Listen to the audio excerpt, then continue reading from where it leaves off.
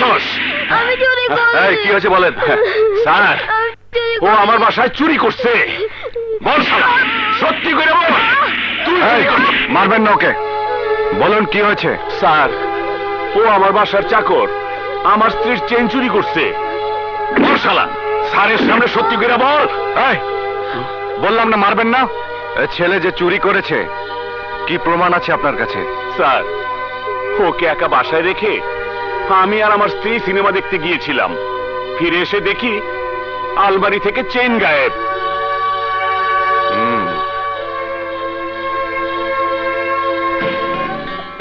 তুই চুরি করেছিস?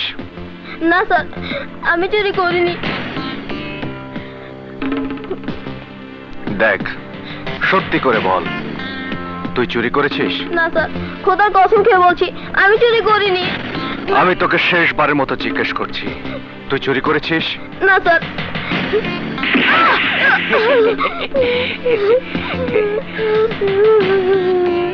মায়ের কসম স্যার, আমি চুরি করেছি, আমাকে মারবেন না স্যার।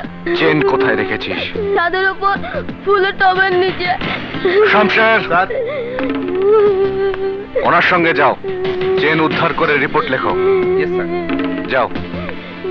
দেখলেন দেখলেন স্যার, কি কলিকালি না পড়েছে। আমার খেয়ে আমার পরে আমারই ঘরে চুরি করে। কি করে?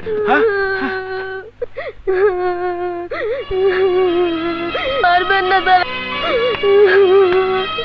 চুপ চুপ কর। এনে মুখ মুছে নে।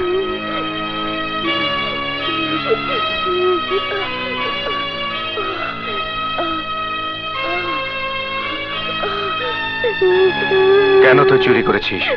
মায়ের খুব অসুখ স্যার, ডাক্তার কইছে অনেক টাকা লাগবো, নইলে মা আমার বাঁচবো না স্যার।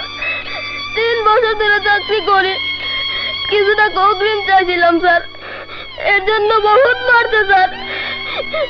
এই দেখেন স্যার,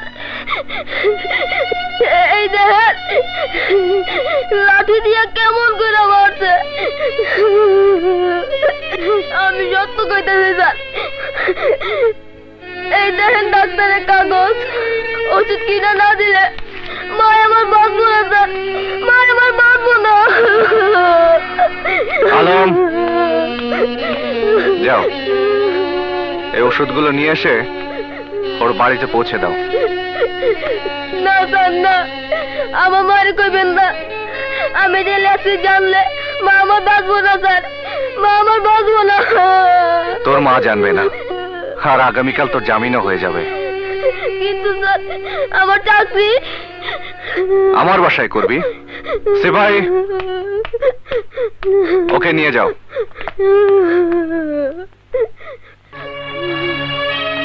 গরিব হওয়া বহুত বড় পাপ স্যার, বহুত বড় পাপ। আসল পাপই তুই শালা, ওর শাস্তি হওয়া উচিত। ওই মাসুম বাচ্চারা চুরি করতে বাধ্য করেছে, সাজা তো ওর হওয়া উচিত, ওর হওয়া উচিত। স্যার,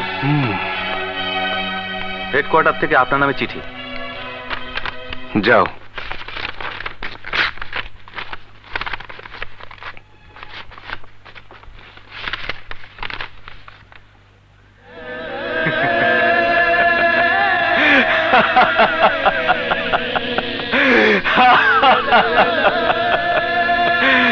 কি হয়েছে স্যার, বদলির অর্ডার আইসা গেছে বুঝি? হ্যাঁ কদম আলী, হ্যাঁ। স্যার, পুলিশ ডিপার্টমেন্টে আপনার সাবাসী দেওয়া উচিত, কারণ আপনার বদলি অর্ডার একটু দেরি হয়ে গেছে। যেদিন আপনি ওই আজগর চৌধুরীর ভাইরে গ্রেফতার করছিলেন, ওই দিনই আপনার বদলি অর্ডার আসা উচিত ছিল। ওই দিনই ওই দর্শিতা মেয়ের মৃত্যু হওয়া উচিত ছিল, কেননা দেশের শান্তি বজায় রাখার জন্য এইসব দরকার ছিল। আর যখন শান্তি হবে তখন উন্নতি হবে আমাদের, উন্নতি হবে এই দেশের।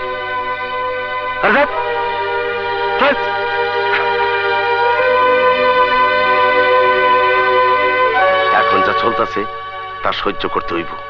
দেখো না দেখার ভান করতে হইব, শুইনাও না শোনার ভান করতে হইব, কোন রকম আওয়াজ করুন যাইব না, তাইলে জিব্বা কাইটা দেওয়া হইব। না মরদের মতো জীবন কাটাইতেছি আমরা, না মরদের মতো। ঠিক ঠিক, লজ্জা হওয়া উচিত। কিন্তু খুব জরুরি, খুব জরুরি এইসব পলিটিশিয়ান, এরা দেশের উন্নতি করতে চায়, আর এই উন্নতির জন্য তদবির জরুরি।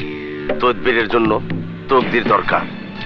আপনার বদলি দরকার, বদলি হয়ে গেছে। সুতরাং কদম আলী, তোমার আর কোনো কাম নাই। পান খাও, গান গাও, আর মাল কামাও।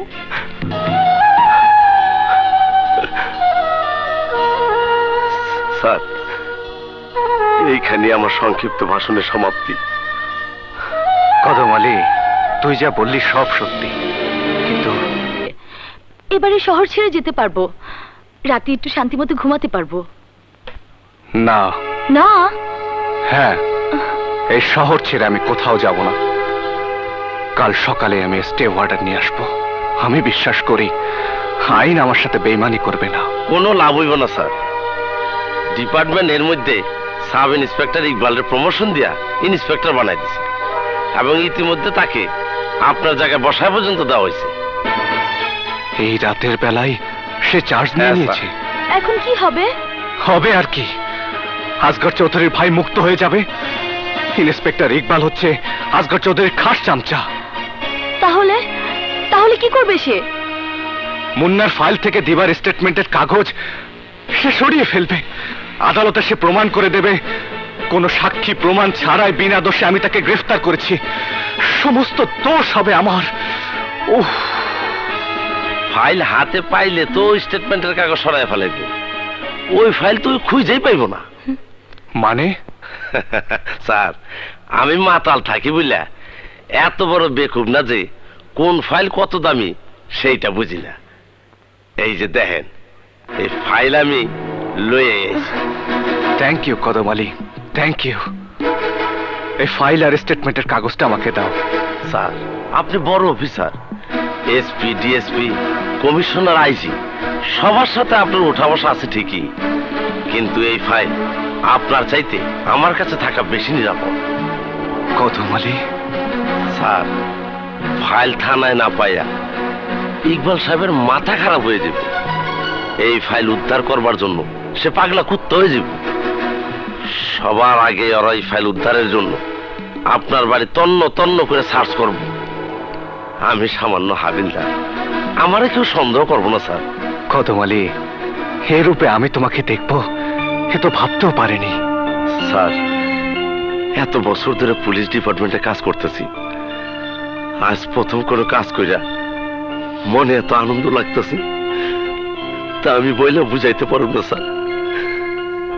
স্যার, আপনারা দেখে জীবনে প্রথম জানলাম একজন মানুষ কত সৎ হইতে পারে, কত কর্তব্য পরায়ণ হইতে পারে, কত আদর্শবাদী হইতে পারে। মন থেকে আপনার সম্মান করতে ইচ্ছা করতেছে স্যার।